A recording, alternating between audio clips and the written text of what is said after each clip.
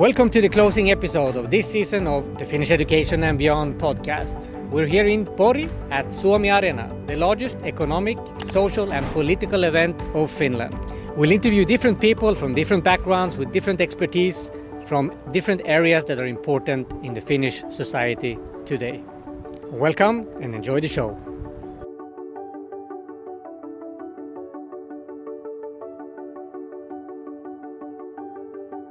Ville, welcome to the podcast. Can you please introduce yourself and tell us what do you do?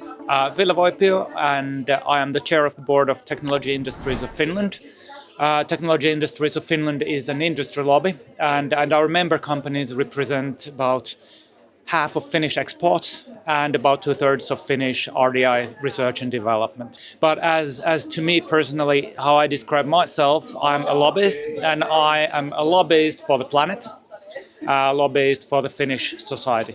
What the international recruitment panel was about and what your main points was there? Oh yes, international recruitment is important because as we all know the birth rates have plummeted and we are really sorely needing a lot of new workforce, very educated people but also labor with lower education in certain fields.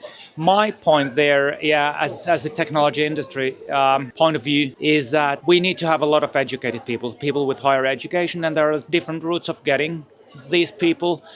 One of them is, of course, educating our own people, but as we know that the number of Finns is rather limited, then we need to recruit people internationally to different levels of our education system, and of course to have people who already have the education come and work in Finland. And of course we need to make this society such that this is a great place to work. Also for those who are not born Finns, they have to feel welcome. If you want to work, if you want to build this society, then you're welcome. Yes, and in the panel it was discussed about the issues outside of work that many might not take into account. Let's say we have an integration program for those who come without an employment. But when you come, you're highly educated and you get right into an employment, but you don't have the language, the local language, and you don't have the social environment.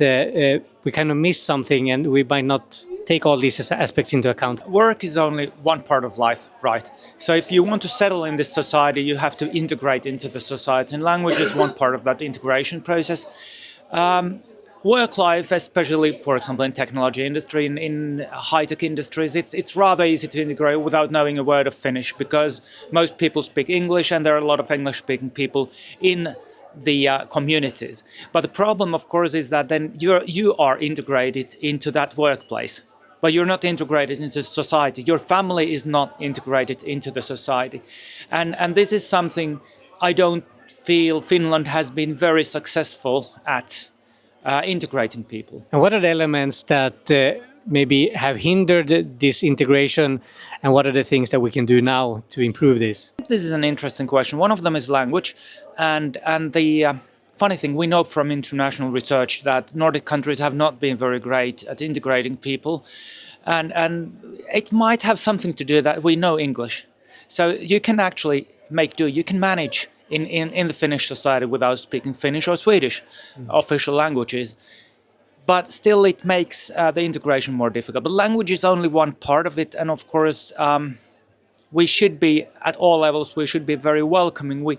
We have been an integrated society, a society with people who have quite similar backgrounds, people who look similar, and that has been a strength, but still that has made us sort of maybe a bit too tightly integrated among ourselves, which means that getting from outside to our society may not be the easiest task you have. And what would be, let's say, your words of encouragement to those internationals who are curious about Finland but might have some tips that you have seen maybe work? Well, I think one of the things is that understand the Finnish culture.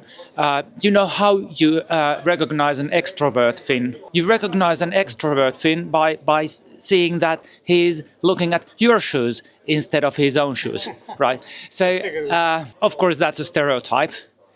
But if people are quiet, that doesn't mean that they wouldn't like you, right? I would like to say that this society is quite welcoming, but getting in is a bit difficult and it requires some courage to go. Regarding the language, it's an interesting story. I think it's a national story we have, that we have the most difficult language in the world. Funny that there are a lot of different nations who have exactly the same story. I don't think any languages are more difficult than other languages. It might be different from the Indo-European languages, but it's still something that people can learn. I know a lot of foreigners who have learned Finnish, but I have to admit that it requires a bit of persistence, because we Finns have the habit of switching to English when someone talks broken Finnish, and I think we are not really doing that well. People tend to have hobbies, different hobbies, whatever it is. Just go into different hobby groups, because there you meet actually people you don't meet at work. And whatever it is, sports, music, it's very common to have people who don't speak Finnish in those groups. So it's quite okay to go there without understanding Finnish. And that's also one way of learning. Well, I mean, if you're doing something like martial arts, you will learn 1, 2, 3 quite quick in Finnish.